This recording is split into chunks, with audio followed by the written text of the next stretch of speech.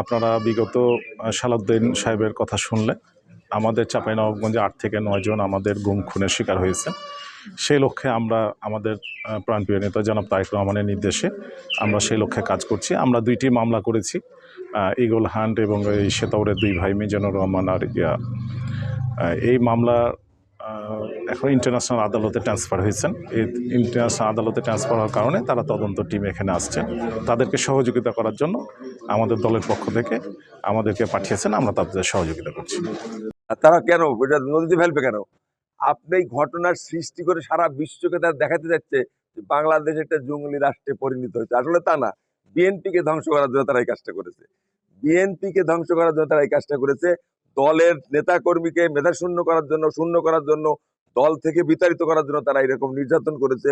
দলের যুব দল, ছাত্র দল, আপনার মূল দল যাতে কোনো প্রকারই তারা দল করতে না পারে, এই কারণের জন্য তারা একটা চক্রান্ত, এটা কিছু আইন শৃঙ্খলা বাহিনীর সদস্যরা অতি উৎসাহীভাবে তারা কিছু আওয়ামী লীগের সন্ত্রাসীদেরকে নিয়ে এই পরিকল্পনা সারা বাংলাদেশে করেছে। Vision hot and cool AC 4-ওয়ে সলিনয়েড ভালভ টেকনোলজিতে হিটিং ও কুলিং দুই মোডেই কাজ করে সমানভাবে। Vision hot and cool AC. শুধু এখানে না ভাই, 2276 জন লোককে তারা ক্রস ফায়ারে হত্যা করেছে। ক্রস ফায়ারের উদ্দেশ্য কি জানেন? ক্রস ফায়ার আমরা কয়েকজন আছি, এখান থেকে একটা লোককে 3 দিন আগে নিয়ে গেছে। 3 দিন তাদের হেফাজতে করে নির্যাতন করে 3 দিন পরে তারা শিবগঞ্জের এলাকার মধ্যে বলছে আমাদের সাথে বন্দুক যুদ্ধ করে। 3 দিন থাকলো আইন শৃঙ্খলা বাহিনীর, তো বন্দুক পাইলো কোথায় আর বন্দুক যুদ্ধ করলো কোথায়?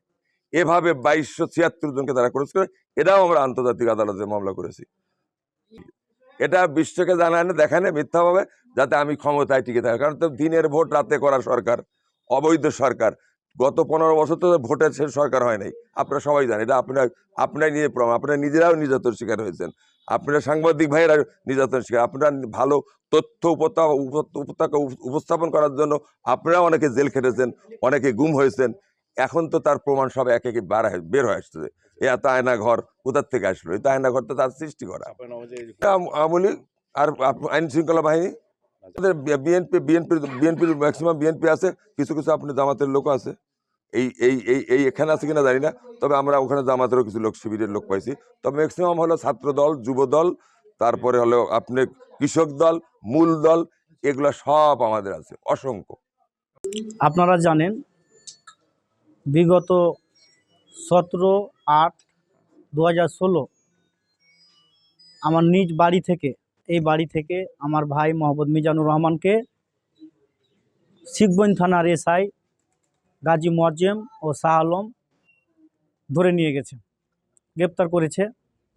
আমাকে ধরার ব্যর্থ হওয়ায়, আমাকে না ধরতে পেরে আমার ভাই মিজানুর রহমানকে নিয়ে গেছে। তবু ক্ষান্ত হয়নি। আমার ছোট ভাই রেজাউল করিম রাজশাহী ইউনিভার্সিটির ছাত্র, রাজশাহী সাহেববাজার এসএস প্লাজা ছাত্রাবাস থেকে তাকে রাত 10টার সময় এই আসামিগুণ তাকে গ্রেপ্তার করে নিয়ে গেছে। আজ পর্যন্ত তার কোনো খোঁজ আমরা পাচ্ছি না। এবং দুঃখজনক বিষয় যে 2টা ভাইয়ের জন্য আমার আম্মা ব্রেন স্ট্রোক করে মারা গেছে। আপনারা মিডিয়া সকল জনগণ জানেন, আপনাদের মাধ্যমে জানেন। সেই আসামিগুলো আজ পর্যন্ত গ্রেপ্তার হয় নাই, তারা চাকরিরত অবস্থায় আছে। আমরা 5 আগস্টের পর আমরা আনন্দিত ছিলাম যে আগের রাষ্ট্র আর এখনকার রাষ্ট্র পরিবর্তন হয়েছে, যে আইন বিভাগ সংস্কার হয়েছে, আমরা ন্যায়ের বিচার পাব। কিন্তু আজ পর্যন্ত আমরা বিচার পাচ্ছি না। যে আসামিগুলো গ্রেপ্তার হয়নি, সে আসামিগুলো অগ্রিম জামিন পেয়ে নিয়েছে ঢাকা হাইকোর্ট থেকে, এবং অন্যান্য আসামিগুলো চাকরি করছে, গ্রেপ্তার হচ্ছে না। আমরা আইনের সংস্কার হয়েছে এ কথা তো আমরা এলাকাবাসী, বাংলার জনগণ কেউ মেনে নিতে পারছি না।